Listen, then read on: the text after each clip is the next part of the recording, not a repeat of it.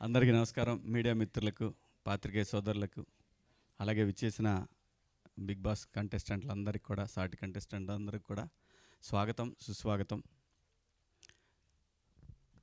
సోహైల్ అన్నీ తానై నడిపిస్తున్నాడు అని అందరూ చెప్తా ఉన్నారు. అంటే బిగ్ బాస్ హౌస్కి వెళ్తే ఇవన్నీ నేర్చుకోవచ్చు. నిజం చెప్తున్నా, ఈ ఏజ్లో అంటే రెస్పాన్సిబిలిటీ. నేను ఎందుకు బిగ్ బాస్ హౌస్ని ప్రేమిస్తానంటే ఓపిక పట్టడం అలవాటు అవుద్ది. ఇంకా ఓపిక, ఇంకా ఓపిక. సహజంగా వెళ్ళకముందు నేను చాలా అగ్రెసివ్గా ఉండేవాడిని అందరూ అంటారు. ఎక్కడైనా అన్యాయం జరిగినప్పుడు డెఫినెట్గా అగ్రెసివ్గానే ఉండేవాడిని. కానీ ఇప్పుడు ఆ దృక్పథం కూడా మారిపోయింది. ఇంకా ఓపిక పట్టాలి అంటే, ఓపిక పట్టడం అంటే ఏంటంటే, మనకి లైఫ్లో స్ట్రగుల్స్ వచ్చినప్పుడు ఆవేశపడకుండా, అలాగే పిచ్చి పిచ్చిగా ప్రవర్తించకుండా,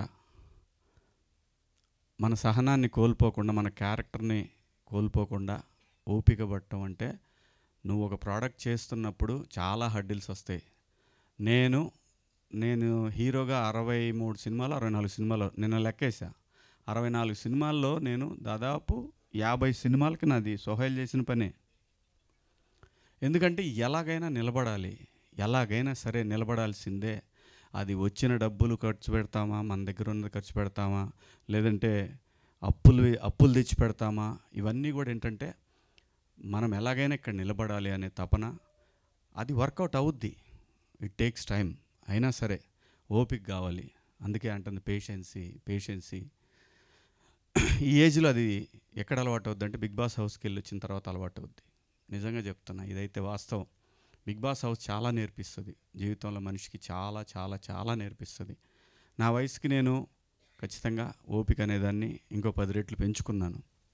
అలాగే నాకు తెలిసి సోహైల్ ఇలా నిలబడి ఓ ప్రొడ్యూసర్కి నిలబడుతున్నాడంటే ఖచ్చితంగా అది అక్కడ నేర్చుకున్నదే అని నా అభిప్రాయం. ఇది నామినేషన్ వేసుకుంటే వేసుకో, నాకేం ప్రాబ్లం లేదు.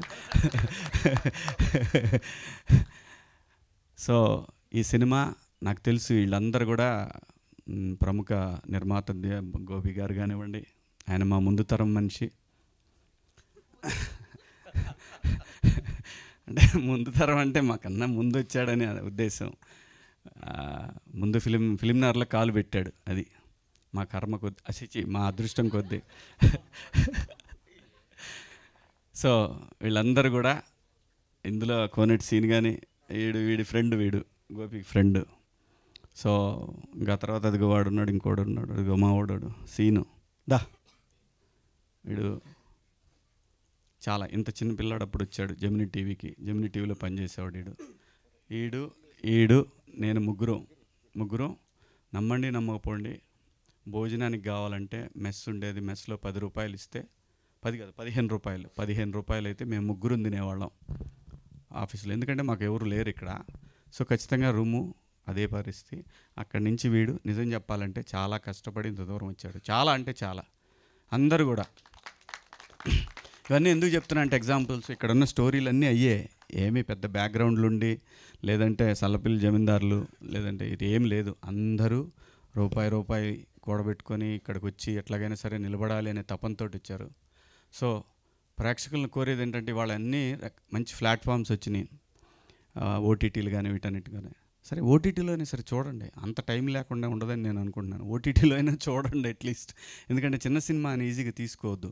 మీరు ఇవాళ చూడండి, నేను చేసిన సినిమాలన్నీ ఇప్పుడే వేస్తున్నారు. మంచి కథలే, టైం బ్యాడ్ అంతే, ఏం లేదు. సో సినిమా అనేది నిజంగా మనకు స్ట్రెస్ బస్టరు. ఇక్కడ ఉన్న వాళ్ళందరికీ కూడా ఒక లైఫ్లో ఏదో రకంగా ఎదగాలి, నిలబడాలని చెప్పి హైదరాబాద్ వచ్చి ఫిల్మ్ ఇండస్ట్రీలో నిలబడాలని తపనతోటి పనిచేసేవాళ్ళు ఎవరు కూడా, ఒక్కొక్కరికి ఒక్కొక్క టైం వస్తుంది. ఆ టైం వచ్చి ఖచ్చితంగా వస్తాయి. వీళ్ళందరికీ మొత్తానికి టైం, అందరికీ టైం వస్తుంది. ఎవ్వడికి టైం రాకుండా ఎవ్వడు ఉండడు. ప్రతి వాడికి టైం వస్తాయి.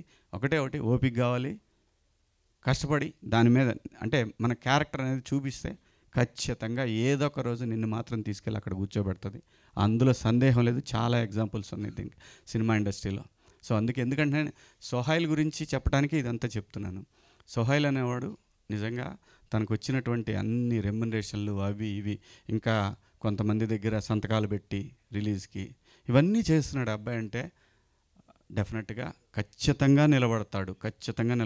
సినిమా పట్ల ప్యాషన్ ఉంది, ఎలాగైనా నిలబడాలనే కసి ఉంది. కాబట్టి ప్లీజ్ తనకి మీరందరూ కూడా సపోర్ట్ చేస్తారని ఆశిస్తూ, ముఖ్యంగా మీడియా మిత్రులకు, అలాగే సోషల్ మీడియా సమూహానికి అందరికి కూడా రిక్వెస్ట్ చేసేది ఏంటంటే, ప్లీజ్ చిన్న సినిమాని బతికించండి, ఎదుగుతున్న ఆర్టిస్టులని నిలబెట్టండి. ప్రతి ఒక్కళ్ళు కూడా ఏదో ఒక సాధించాలి. మీరు ఎట్లయితే కెమెరాలు పట్టుకొని పెన్నులు పట్టుకొని వచ్చారు, అందరూ కూడా ఏదో ఒకటి సాధించాలని ఇక్కడికి వచ్చారు. ఈ సినిమాకి పనిచేసిన ఆర్టిస్టులు కానివ్వండి, ప్రతి ఒక్కళ్ళు కూడా, ప్రొడ్యూసర్ భాష పాపం ఊరికి చిన్న సంచి తీసుకొని వచ్చాడు. వీడికి చిన్న సంచి తీసుకొని, సార్ మనం సినిమా తీద్దామని వచ్చినాం సార్ అన్నాడు. అమ్మా దొరికిండ్రా గోపిగాడికి అనుకున్నా.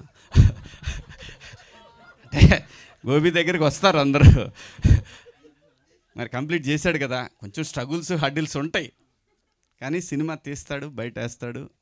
అంటే సో భాషాబాయి కూడా పాపం దాదాపు ఇంతకుముందు కొంచెం ఇంత ఉండేది, అది మొత్తం ఈ లెవెల్కి వచ్చింది.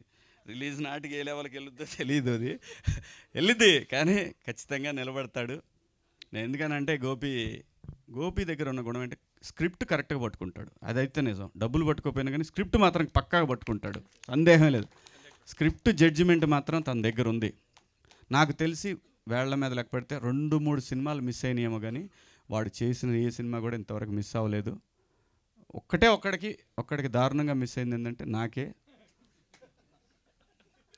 అది చెప్పుకోకూడదు, దాన్ని వదిలేయండి, ఎందుకు.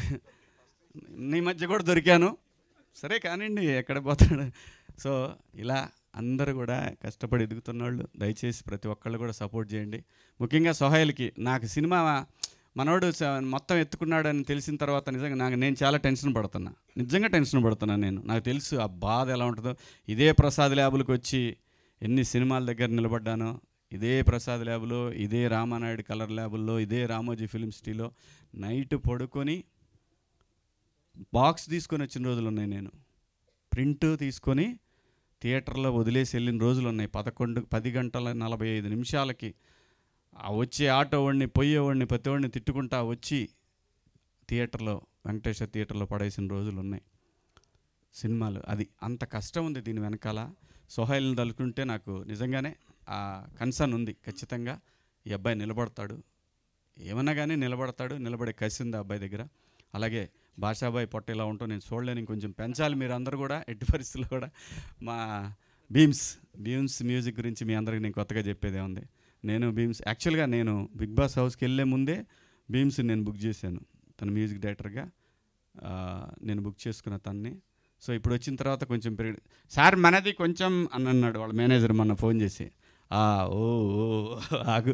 అలాగే ఏముందండి, ప్రొడ్యూసర్గా రూపాయి ఇస్తే పావులు వేయటానికి ఎప్పుడు వెనకాడ్డు, ఎవరు కూడా, ఏ ప్రొడ్యూసర్ కూడా వెనకాడ్డు.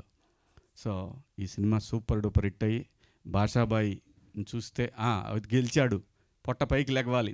నేను అదే చూస్తాను, ఇంకేం చూడను. గెలిచాడు అనేది మీరందరూ గెలిపించాలి.